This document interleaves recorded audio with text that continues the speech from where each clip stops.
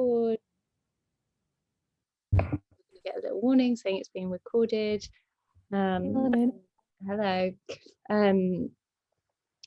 It's a new week. Welcome. There's still a few people joining, so we'll give it a little minute to let them join and for everyone to connect to audio and everything else. I hope everyone's okay, doing okay.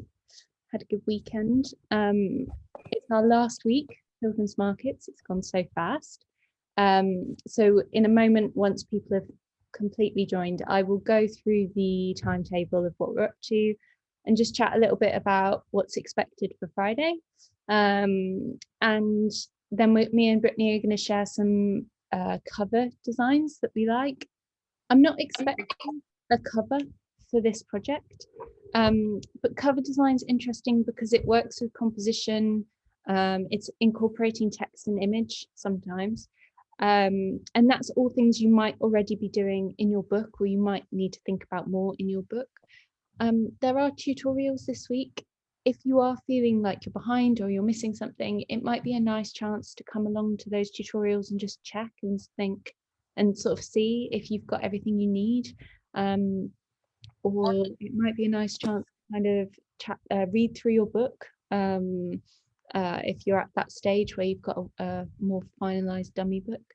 I know some of you are kind of already working on that already, so you might want to do a cover, or you might want to do some final artwork. If you've got any questions, I'll be keeping an eye on the chat as we go through, so please do use the chat to ask any questions. I'm going to mute anyone who is unmuted, but if you do want to ask anything, please do feel free to unmute. There we go. Right, let's have a look. Oh my gosh, now I've got to try and find it on my messy desktop. Let's have a look quickly then at the timetable for the rest of the week. So we're currently here. We are on the Monday. We're in this Zoom talk. It's going to be about 45 minutes, but you can see I'm not expecting you in the studio till 11:30 when we're going to kick off with tutorials. If you are feeling a bit stuck though, me and Brittany are going to be in the studio.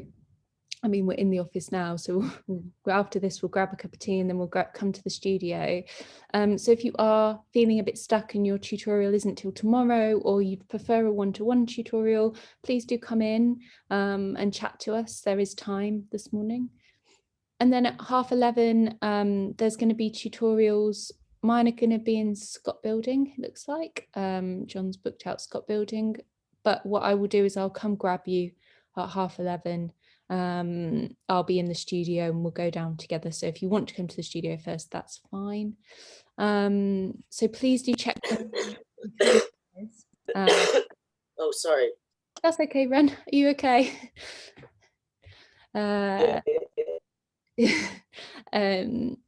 Get well soon. Yeah, feel better soon.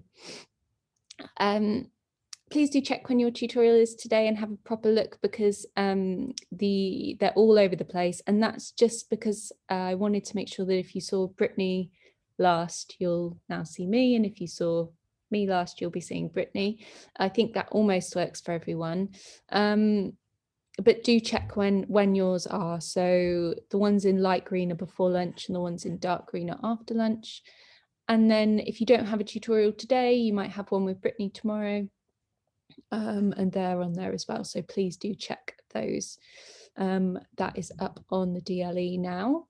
And then you've got nothing on Wednesday, it looks like, on my timetable, but please do double check the one on the DLE for a more up-to-date one. And then Thursday you've got critical studies and life drawing. And then on Friday, me and Brittany are in for our last day. We're going to do sign-ups in the morning, so 10 till 1. There's a chance to see us for any last-minute questions, or you might want to show us the book before you finish it, or you might want to talk to us or ask us anything about working in children's books or working with narratives, or if we've got any recommendations for books. That's going to be 10 till 1 on the Friday. And then at 3 o'clock, I'll take the register at 3 on Friday and mark off that you've bought your book in. And what we'll do is we'll get some tape, a table out. Maybe we'll grab the third year tutorial table or one from first year, and we'll give some space to lay out all your books, and then you can go around and read other people's books. So in previous years, I've suggested that you present them on Zoom because we've been working digitally for the last couple of years. But actually, this is a really nice chance for you to read the books as if you're going to a library, really, of all these lovely books that you've been making, or you're, yeah, a nice chance to kind of sit and read them. So that's what's going to happen on Friday. I'm not going to ask you to present them. You're not going to have to stand up in front of everyone. You're not going to have to scan them in and have them on Zoom. So for that, you'll need a dummy book, which is working. So something that's got text in, so if someone else can read it, and something that without you being there, someone can understand what's going on and understand the story. If you're not at that stage yet because you've been unwell or you've been away, just come chat to us. You know, we're there on the morning, we're there on Tuesday. Brittany's there on Tuesday, we're here today. Come chat to us. Let's have a look at what stage you're at. You can always show your sketchbooks. You could show your character design. You could share your written story. But I think most of you are at a point where you've got a dummy book ready to share, or will be by Friday. So that's what's going to happen on Friday. Just a reminder that the assessment for the final work isn't until later in the module. So if you are feeling a bit behind, you still have the time, but there is going to be other projects and tasks coming in. So you can see from Monday, you'll be starting on Ashley's animation in the screen. And then in 3 weeks after that, you'll be starting on comics with John in November. But you have until the 28th. The 28th of November is the hand in. So there is still time. So please don't feel like you're behind if you haven't managed to get that dummy book finished by Friday, but it is a great place to be because it means you're not trying to catch up with yourself whilst you're doing other projects. But I know a lot of you have been a little bit poorly with freshers flu and other colds happening. So yeah, don't worry too much, but also it's good to get it done by Friday, get it ticked off, get it finished, and then you can start animation in the screen on Monday. If anyone has any questions about that, you can message me on Zoom. You can send it privately now whilst we're sharing our favourite or some of our favourite cover designs and chatting through them, or come see me. Like I said, I'm going to be in the studio this morning. Brittany's going to be here tomorrow, and then we're going to be here Friday morning as well. So there's chance, or send me an email. My emails now work. So please do feel free to send me an email. And if you sent me one in the last 2 weeks, I'm really sorry. I've not had access to my emails until last week, so that is why I've not replied or not seen it. Okay, right, I'm going to stop sharing and then I'm going to reshare our cover design. So if you do have any questions, please do pop them in the chat. I've got the chat open and share. No, hang on, stop share. Give me a moment. Share screen. There we go. Emily, you are with your camera on. Can you see this? Yeah, brilliant. Okay, so Brittany, this one, we're going to take it in turns to chat about these. This lecture isn't going to be as long as previous lectures. Again, we'll be finished by about 10:30, 11:15, so you've got plenty of time to come in. And this is a lot shorter. And just a reminder, you don't have to do a cover whilst we show you these amazing covers. You don't have to do a cover for your book, but have a look at the way the text and image is relating to each other. And yeah, do you want to chat about this one? Yeah, sure. So this is one of my favorite picture books. It's one that I have back home, and it's a good example of one of the many ways you can do your cover. You'll see a theme throughout all the pictures and covers that we have, that the main characters often on them. So we've got the young boy in the yellow raincoat, and as the title suggests, jellyfish are a big part of the story. Your cover doesn't need to have big, vast scenery. This one's quite simple, 2 characters, text. and very nice and simple, really. The hand lettering's nice as well, isn't it? It's different Yeah. from if it would look a very different cover if it had like a font on it. Oh yeah, the art inside the book is very loose and inky, so it reflects that quite nicely as well. And it's got like a nice circle composition, so it sits in the Yeah. middle. It's almost like it draws our attention in with the circle. Yeah, the tentacles almost like lead your eye around it as well.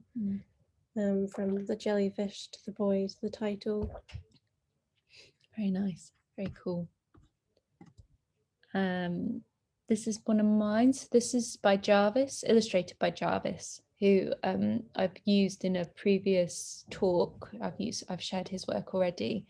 This is the one that's done, I think, purely digitally, although it looks full of gorgeous traditional textures. Like you've mentioned already, it's got the main characters on the front, so we know what we're going into with the book.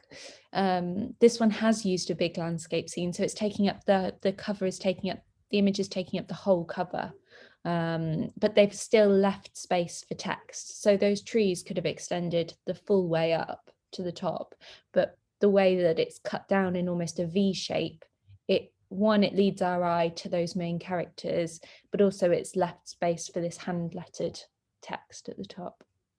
And we can see again the hand lettering kind of reflects the art. It's got that loose, not messy, but almost messy. Yeah, it feels like a Arty. note, doesn't it? Like a note's been added on top rather than, because it's not central either. No. It's slightly off-centered. It sits above this character instead of this character, whether that's part of the book. It almost touches this tree line, which is unusual, but I think it works really well. I was going to say as well, the trees frame it quite nicely. The text isn't being obstructed by the background, so it's still clear and readable as well. Yeah.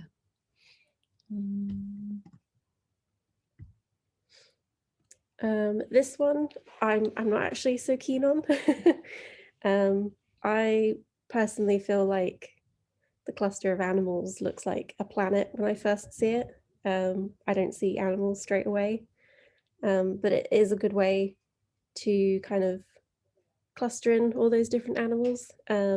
I personally probably wouldn't done it in a ball, but it's definitely a choice, and the border as well. The text is a little less handwritten looking, it's a bit firmer.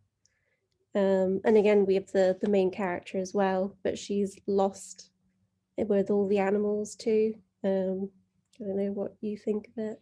Yeah, I love Rebecca Green's work, but it looks like something that's maybe had quite a few designers' inputs.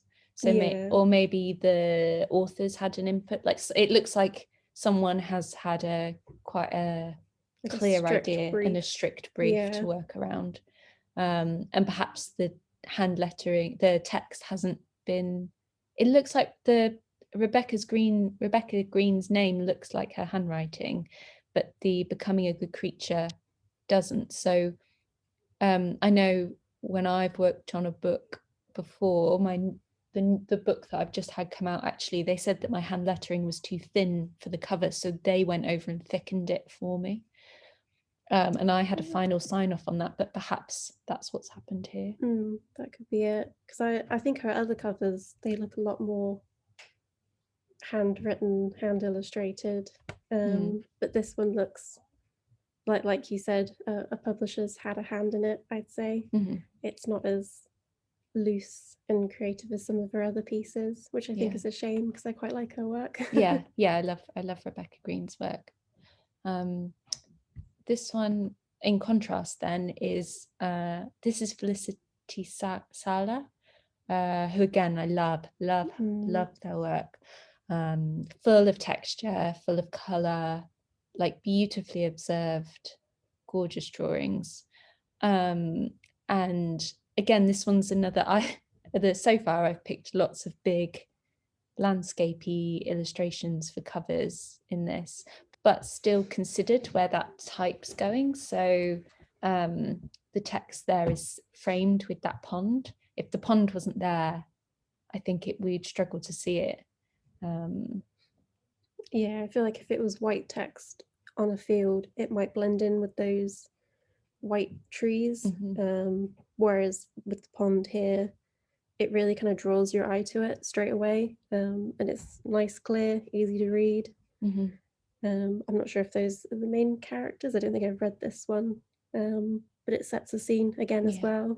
Yeah, and the landscape sort of V-shaping, bringing your eye down to those characters there, framing with the pond framing and the characters framing the text. So I love the small details, like the little lighthouse. Yeah, all the way down there. Yeah, I didn't see the insides of this before I bought it because I got this from Shelf Editions online, and I'll show you a few more Shelf Edition books as we go through. But the cover, I bought it for the cover. So you know it's a good cover when someone's buying it purely for the cover. This one's nice, bold, simple, straight away main character. You can also see as well, like the other week we were talking about topography. The love is highlighted different color, even has a little heart in the O. It's just nice, bold, simple, and the artwork's very similar to the inside as well. Yeah, I think it's an eye-catching piece because it's so simple and bold, especially with the bright red. And it's easy to see what it's about as well. Quite obviously, it's about his fangs coming through. It's very symmetrical, isn't it, imagery wise as well? That character's right in the middle, and we've got the 2 ears, 2 eyes, 2 teeth, 2 hands, 2 lapels on the cape. Yeah. The only thing that kind of breaks up that symmetry is the love. Yeah. And that kind of draws your eye to it again. Yeah, nice. This is another one that I bought. I actually bought this from a bookshop, so I had the chance to flick through before I bought it. But the cover definitely drew me in. I think it was outward facing in the bookshop. So we've got the text, the title going right across the main character in quite bold letters. And at first glance, it looks like a leopard, but as you look closer, it's actually someone in a leopard suit, it's about the story. The story's about hunting, really beautifully done, translated, I think it's a co-editioned book translated to English. But yeah, really the artwork is very similar to what you'll find inside. Quite bold, sticking that character and the text right in the middle.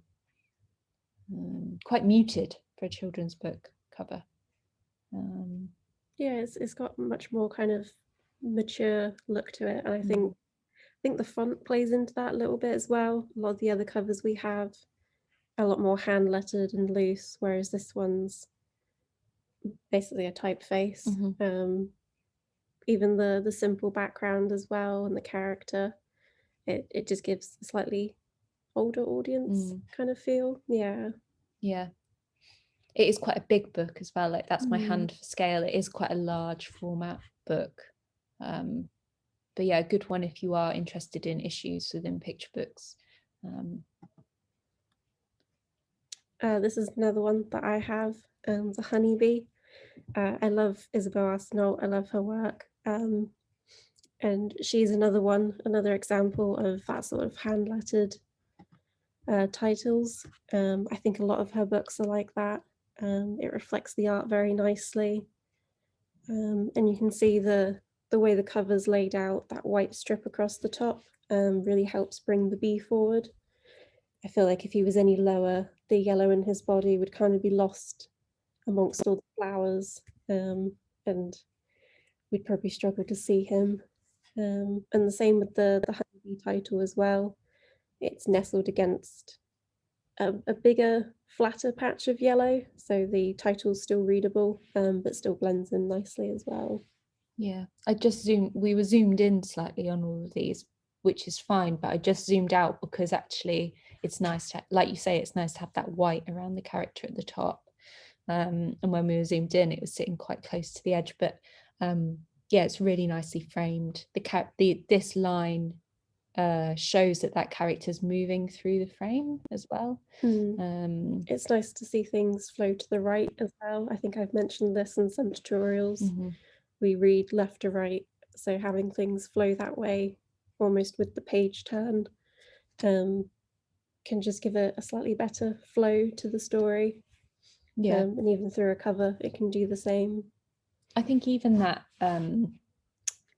this on the left hand side, I mean, if we covered this up, I don't know if I'll be able to do this whilst we're here, but if this wasn't here and it was yellow, for example, and we lost that, it's a different cover without those lines coming in. It pulls us in, these lines push us in, frame this text and push us towards the character, but without them, it's a very different, it is a different cover. So even tiny little details like this can direct the eye.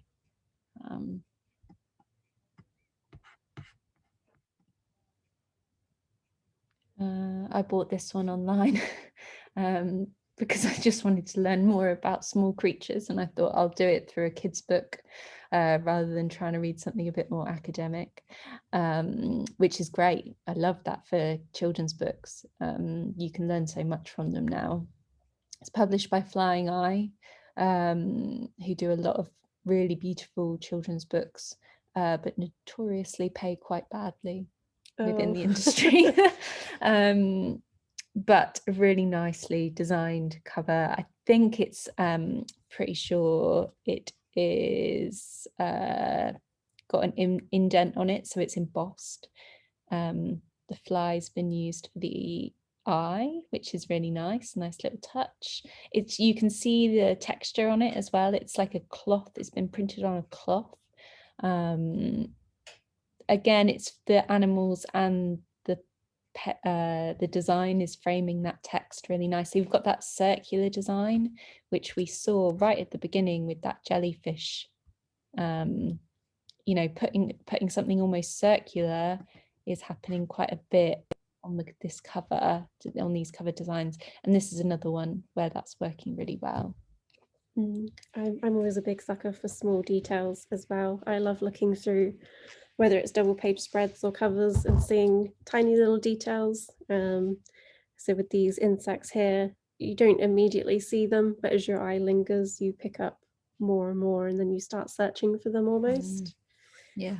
And I really like how the main bug at the bottom is kind of the framing of the plants and the frog lead your eye around back to the insect. It's kind of like center stage, just about to get eaten. Yeah. Yeah, and the main text is in this pinky lilac color, which is a complementary color to these greens. So it's all been, this has been really, I would say, well designed, and really every element of that has been really considered. And whether that was the illustrator, I think it's Stacey Thomas, or whether it was part of the design team at Flying Eye, probably a mix of the two, but really, yeah, really well designed cover. I'd worry if that text was green, it would be lost in just all of the green. Yeah. This is another one of my favorites. I think we mentioned it in the typography one. I love the hand lettered text. I love the little circles around the characters as well. The whole theme of the story is the main boy searching for the ghost in the house, but always just seems to just miss it. And again, it kind of reflects that in the cover here. They're completely different bits. The colors are nice as well, like the yellow really pops out. The boy is in blue, but because he's so small, he gets lost a little bit. But the ghost is still quite visible against the windows.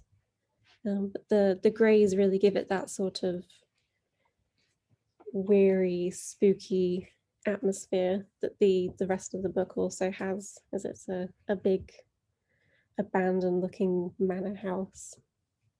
I think the design's really clever, that if you saw this, if this was in a bookshop window and you were across the road, you could see that was a house almost in, you'd see it was a house from a couple of meters away, or if it was on display in a bookshop and you saw it across a bookshop, you'd want to go have a look at it because you can see it really clearly, whereas maybe something like this wouldn't be as clear, possibly, but because of the graphic design of the house, you'd see it really quite quickly that it was a book about a house, something happening in a house, which is really clever. It's almost kind of blocked out in sections of grass, house, sky, and you don't lose too many details that way. Yeah, Oliver Jeffers' name nice and big on there as well. You're not missing that. Yeah. In comparison, you know, the names happening up here quite small. This is Julia Sarda. I love Julia's work. I shared this quite early on in the module. You might remember I shared it as part of, it was being used as part of the Bologna Book Fair advertising for their stand.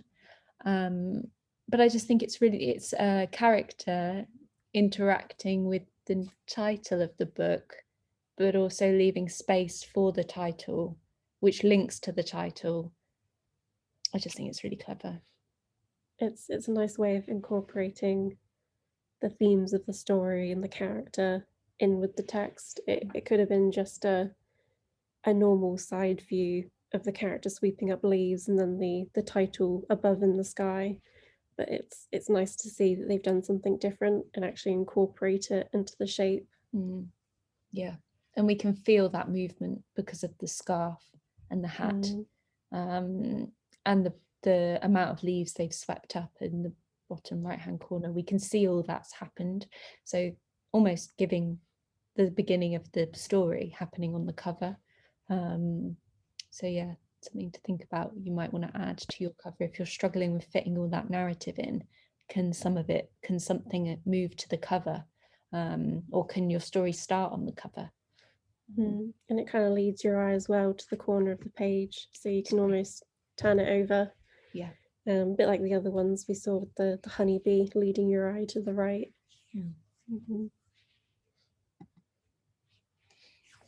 This one, I don't have it, but I'd like to.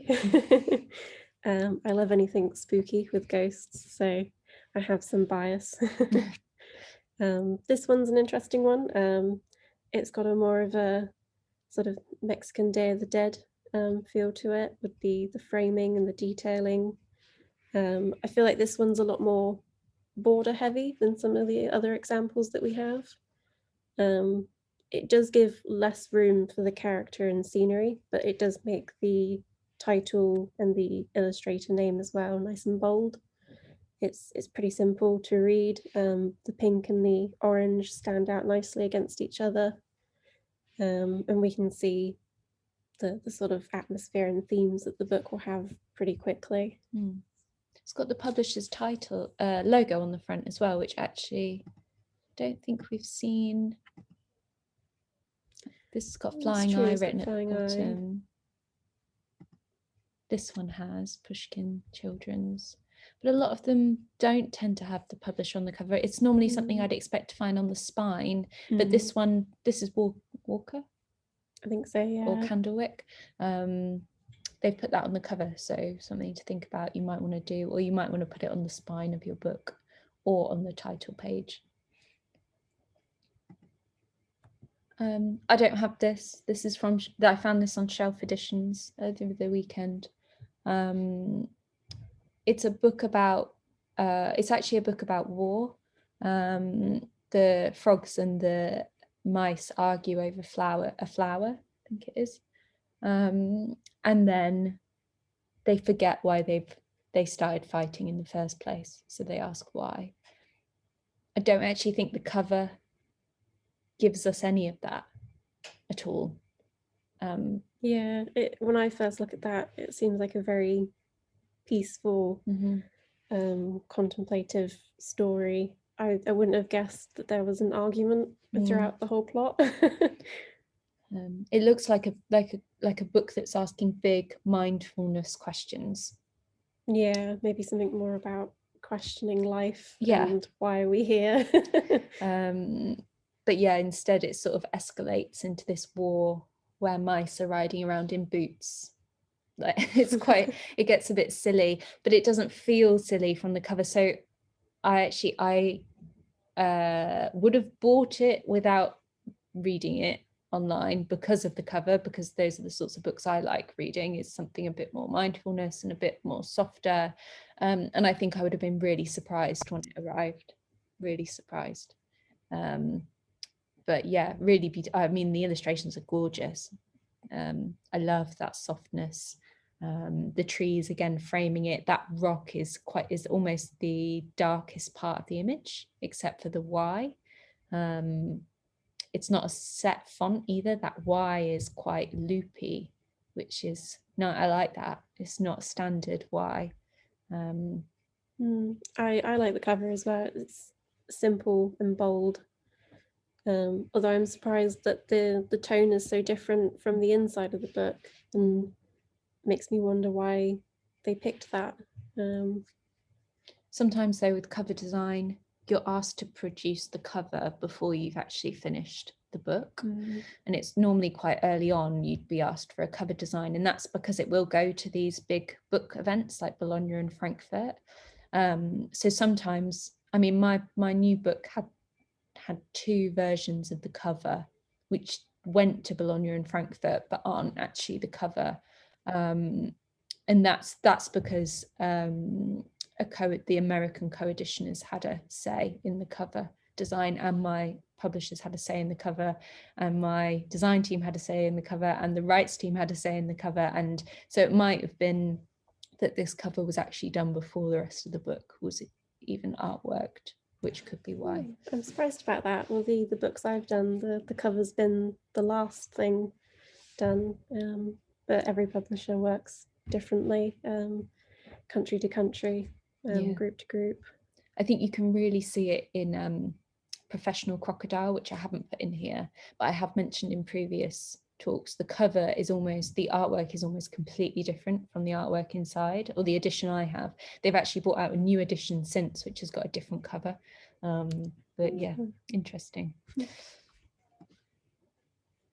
This one we've brought up quite a few times, Emily Hughes Wilde. Straight away, character on the front cover, as always. Very big, bold eyes, messy, wild hair. It's almost so wild and chaotic that the text is lost amongst it. I think it does have a sort of UV wrap on the cover, so the font is shiny when it hits the light, and I think the eyes might be as well. But on a flat image like this, it is lost, which I think is a bit of a shame, but maybe it's to follow in with that wild theme and just pure chaos. It is a shame, especially if, again, like we've said, if you're buying it online, you might miss that. So yeah, it's a lovely book though, for those who don't have it. It's a gorgeous book. This one's new to me. I don't own it. I don't know the story. I don't know what's inside it, but I really like penguins.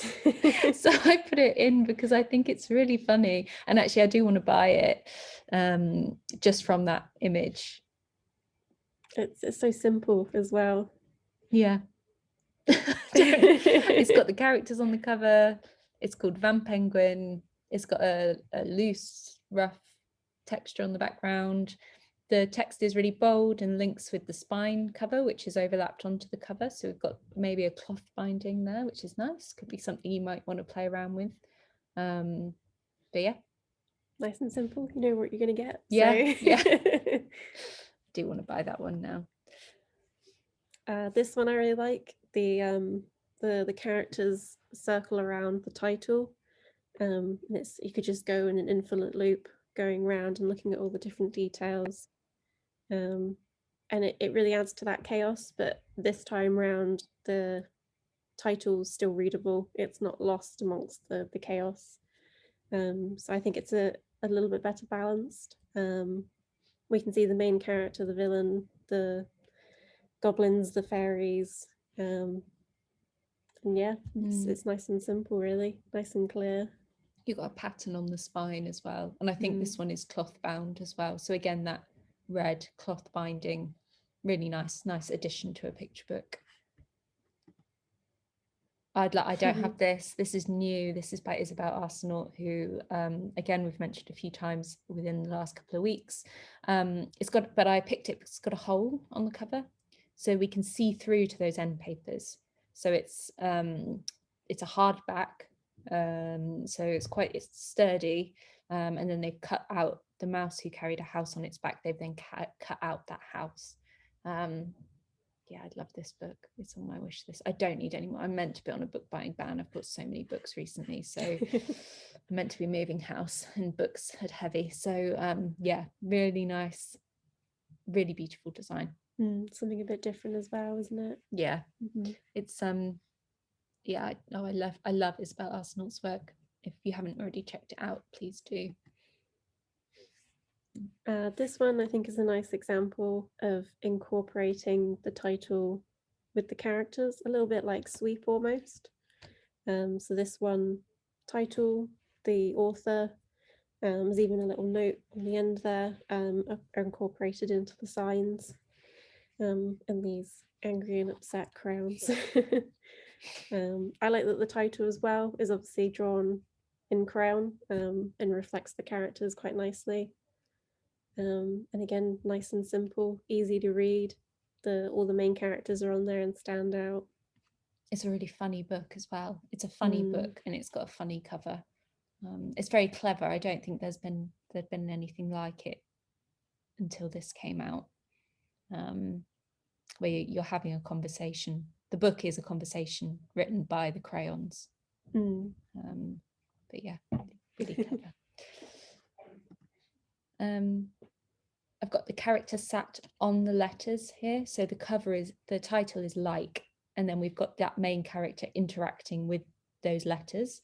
So you could do that within on your cover if you're doing one, but maybe think about all the things we've mentioned in this talk could actually apply to things you could how it could interact within your actual book. So if you've got a character, you might want to have some big letters happening in one of your pages, and the character could be sat on those letters or interacting with those letters, carrying off one of those letters. There is a book which does that. I think it's a hide and seek book, or I can't remember what it is now. I might have it I'll have a look and see if I've got it, but there are some books where the characters do interact with the letters, so have a think about that. And you've got the screen printed, almost that E is overlapped by that K, and you've got that screen printed colour happening in between. Yeah, nice and bold. And another bold one here. Yeah, another simple, easy to see. The characters are a darker shade than the backgrounds. They stand out quite nicely. And the whites of their eyes really pop out as well. I don't really have too much to say about this one. It's got characters. It's nice and bold and simple, really. It links to the rest of the book as well. So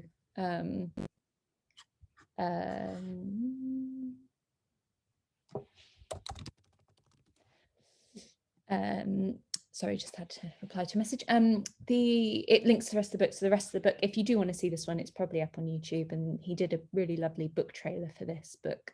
But the colours interact with the that are on the cover are primarily what the inside of the book looks like as well. This has got no text on it, so this is had to put, all the others I haven't put the author or the title or the illustrator on because they've been quite obvious on the cover, but this one doesn't have any text on the cover. This is actually just a cloth bound book which has been embossed, and sits nicely with the rest of the book. I think the rest of the book is wordless. Again, this is from Shelf Editions. It's about aquarium, so we've got all these shapes of the fish, just in a slightly off color or embossed, slightly raised, or this could be, as Brittany said, some covers have got spot gloss, so it could be spot glossed. Yeah, it really adds kind of sense of mystery It might take you a second when you look at it to work out what it is, and as you like start to look at the shapes and piece them together, you might think, oh, that looks a bit like a fish, but some of them are quite obscure. I don't think necessarily for children, possibly. Yeah, I feel like this might be another where it's a slightly older audience. I feel like kids might just kind of glaze over this one and be more attracted to other covers. But I think anyone that enjoys picture books, this might catch their eye. Yeah. This one is one I'd say would probably suit younger kids. It's got bright colors. The characters are all very rounded and friendly looking. Even when this one's a stompy, angry dinosaur, he's still very cutesy. The text nice and readable as well. It's probably hand lettered, judging from the O and the M. And we also have that little yellow circle from the author of The Lion inside. Sometimes that's something you'll see on book covers. I personally don't like it, but I know publishers have basically the final say on that sort of thing. I feel like it kind of detracts from the illustration. My eyes get drawn to it with the yellow, which is a shame. Yeah, we cover it up. It's a much different, it's a lot different, a very different cover. But yeah, that would be publishers, and that's probably a sticker. Yeah. Possibly. But yeah, I know Chris has animated this as well, so if you do want it, Chris was based, isn't it? Chris Chatterton, who's the illustrator, he was an animator, and same as Benji Davis, they've come from animation backgrounds. So you can see Chris has animated the cover, which is quite sweet.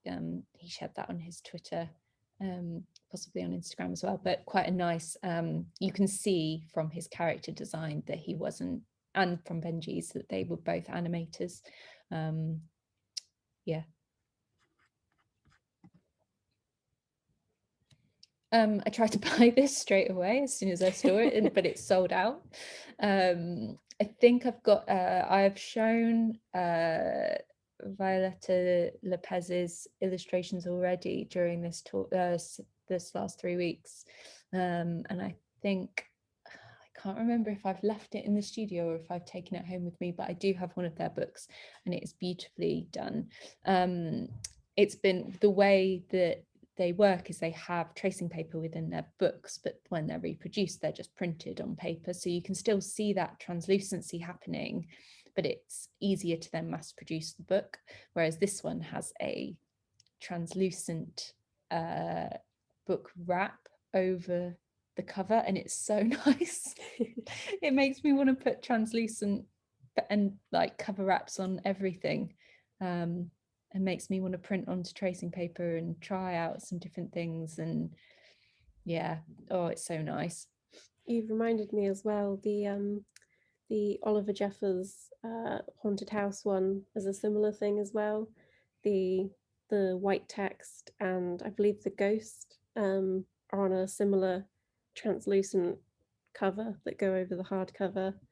And the inside of the book is the same way as well. You'll have black and white illustrations of this boy exploring the house, and the tracing paper pages have the ghosts on them. And each time you turn the page, it changes the image, a bit like this one as well. Really nice. So yeah, might be something you might want to do with this, or you might want to think about it later on in other modules about how you can use translucent film or papers. We'll go through these last ones a little bit quickly because I can see we've overrun slightly and some people need to get into the studio, so we'll go through these quicker. This one is a David Roberts one. I really like these, although they're not picture books, they're still a good example of a cover. Those items that you see framing the tunnel are items that you see in the story. So the Tales of Terror series are lots of short stories, all kind of spliced together and connected one way or another. And each item that you see on the cover relates to a specific story, which I think is quite nice. Really lovely. It's nice use of typography, choice of typography as well. It's not hand lettered, but there's been a real choice there. No type on this one either. This is a book which shows the lunar cycle. So this again was just from Shelf Editions, but it's just done with minimal color as well. Again, probably not for children, probably bought by very arty parents for young children possibly, or as a gift book, but just shows the moon going through different cycles. That is the whole book. There's no text, there's nothing, but this is a spot varnished cover with a silver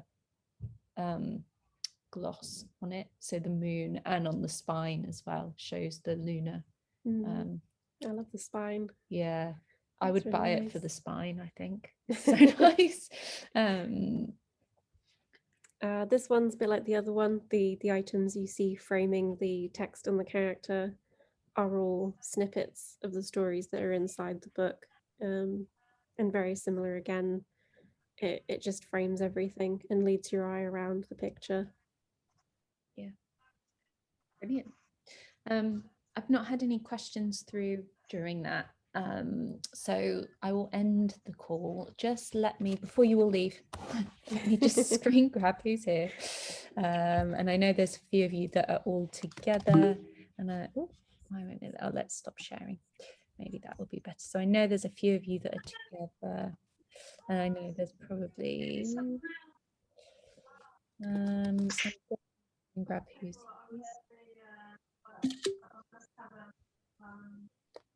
And then what I will do is do the register in here, pull you all in, and then we will come and mark you all here, and we will come and into the studio. So if you're feeling a little bit stuck, or you'd quite like a one-to-one tutorial today, please do come see us.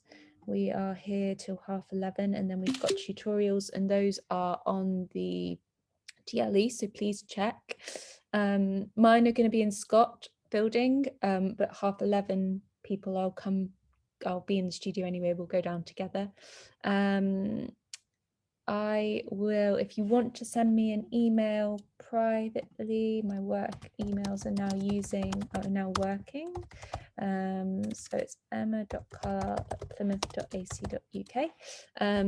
So you can email me if you need to chat about anything or send anything over, please do. But otherwise, I've got your screen grabbed, so I'll mark you all here for the register and see you in the studio at 11:30. Or if you want some help sooner, please do come in. Great. Thanks, everyone.